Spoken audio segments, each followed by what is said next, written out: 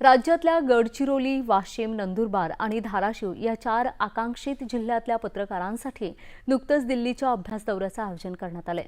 यावेळी या पत्रकारांनी नीती आयोगाचे उपाध्यक्ष डॉक्टर अशोक कुमार लाहिरी यांची भेट घेतली आणि आपल्या जिल्ह्यातील समस्या, विकासाच्या संधी आणि शासकीय योजनांच्या अंमलबजावणीतील अडचणी याकडे लक्ष वेधलं।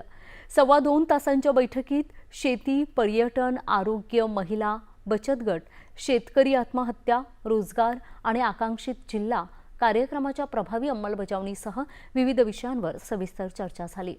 यावेळी या पत्रकारांना भारतीय कृषी अनुसंधान संस्थेच्या पुसा संशोधन केंद्रात शेतीतल्या नवतंत्रज्ञानाची माहिती देण्यात आली। माहिती आणि प्रसारण मंत्रालयाच्या पत्र सूचना कार्यालयानं या अभ्यास दौऱ्याचं आयोजन केलं होतं। आकांक्षित जिल्ह्यामध्ये नीती आयोग गेल्या 3-4 वर्षापासून जे काही करतंय त्याला पुढे नेण्यासाठी आणखीन काय करता येऊ शकेल ह्या संदर्भात एक खूप उद्बोधक देवाणघेवाण झाली तिथे विचाराची।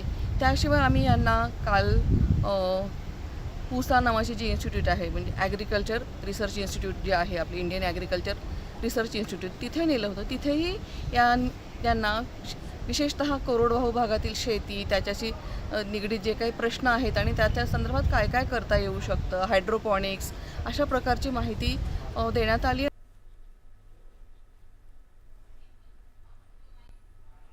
आता राज्याच्या